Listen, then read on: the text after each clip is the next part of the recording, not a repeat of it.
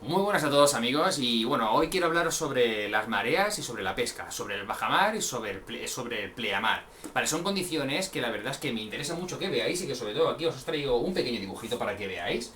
Una gráfica, os he hecho una línea, que ahora os voy a ir explicando poco a poco en qué consiste. Y bueno, es una gráfica para que entendáis cómo se origina la pleamar y cómo se origina la bajamar. Digamos que todo va a partir desde el punto cero del nivel del mar e irá subiendo e irá bajando en torno a las horas que vayan pasando. Pero antes de ver esto, antes de entender esto, antes de poder decir vamos a desglosarlo, creo que lo más importante es que deberíamos entender cómo se originan las mareas, que es muy importante para entender esto, al igual que es muy importante aprender a gatear y andar antes de correr. Así que vamos allá.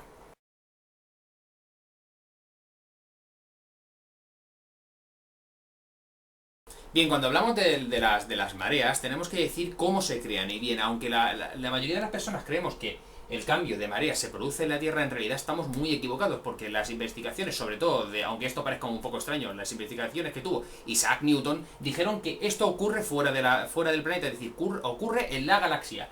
Y ocurre por la influencia tanto de la Luna como del Sol alrededor de la Tierra. Lo que quiere decir es que el Sol, aunque sea 10 millones de veces más grande que la Luna, tiene la Luna más influencia sobre las mareas del océano que las que puede tener el Sol. ¿Por qué? Porque está más cerca, aun teniendo 10 millones de tamaños más reducidos.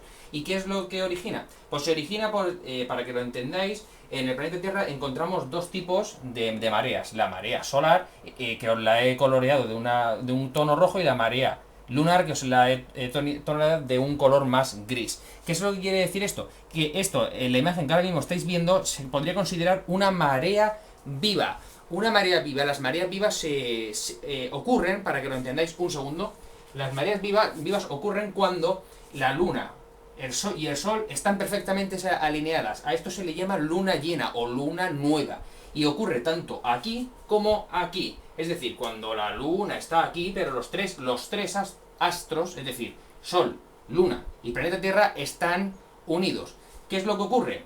Ocurre que la marea solar tiene mucha influencia por el Sol, y la marea de la Luna tiene aún más influencia. Y está sabido y ya casi comprobado al 100% que las mareas, cuando son pleamar, es decir, cuando es una marea ascendente como esta, una marea llena, una marea viva, tienen una influencia sobre el pez muy positiva para los pescadores. Es decir, el pez se activa con las mareas llenas, las mareas positivas, las mareas crecientes. ¿Por qué? Se cree que también porque, al igual que la marea, cuando asciende con fuerza por este efecto, también aumenta con fuerza la corriente. Esa corriente mueve el suelo, mueve el fondo marino y activa a los peces. Bien, cuando hablamos de una marea muerta, queremos decir que vamos a imaginar ahora en un momento que la luna no está aquí. Vamos a contar con solo la luna que yo tengo en la mano. Una luna muerta es cuando la luna está en la parte superior o en la parte inferior. Cuarto menguante, o cuarto creciente, o cuarto menguante. Es decir, aquí arriba o aquí abajo. Es imaginar que esta no está, ¿de acuerdo? Imaginar que esta no está. Bien, lo que ocurre es que la luna, la marea lunar tira hacia arriba y hacia abajo, y la solar casi no tira hacia allá, se queda más o menos en la misma posición, lo que quiere decir que hay mucha bajamar. La marea que se considera una marea muerta, y esa marea no activa a los peces. ¿Por qué? Por eso mismo, porque todo está casi completamente muerto. Se puede considerar que la marea ha caído y no tiene el mismo efecto que la que os he enseñado, que es una marea viva. Aquí os dejo una imagen que es el mismo dibujo que he hecho yo, pero bueno, más profesional, que he encontrado por internet, en el que podéis encontrar una marea viva. Podéis ver que los astros están alineados, y ahora en un momento ahora os la enseño, una marea muerta. Ya como veis, la luna está en la parte superior o la parte inferior, y como ya os he contado, no crea el mismo efecto en los peces que la marea viva.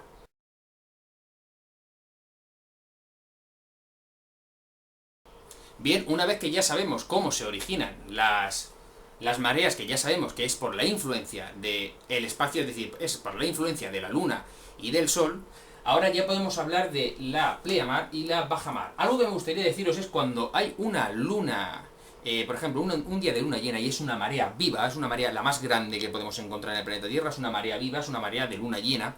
Tenemos que decir que está sujeta a pequeñas variaciones, como por ejemplo la del mar Mediterráneo, que por grande que sea la luna llena, casi es inapreciable. ¿Por qué? Porque el mar es cerrado. Pero sin embargo, si tenemos la mala fortuna de juntar una marea viva de luna llena con una desgraciada situación de huracán, por ejemplo, en Centroamérica, tendríamos una situación de mucho riesgo y una tormenta de unas condiciones épicas y peligrosísimas.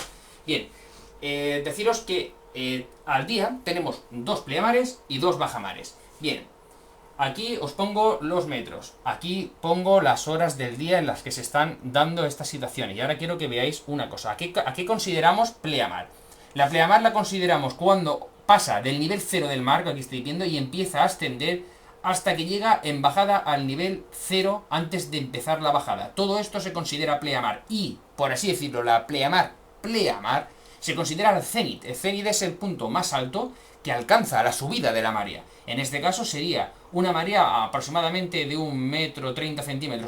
Estos datos son completamente inventados, lo he hecho bastante exagerado para que pueda verse la gráfica bien dibujada y no con líneas muy tenues. Bien, esa sería la parte superior. Bien, diríamos, para que os quedase más o menos claro, que la marea, la pleamar empezaría a las 10, no, si os fijáis, a las 10 aún estaba en bajamar.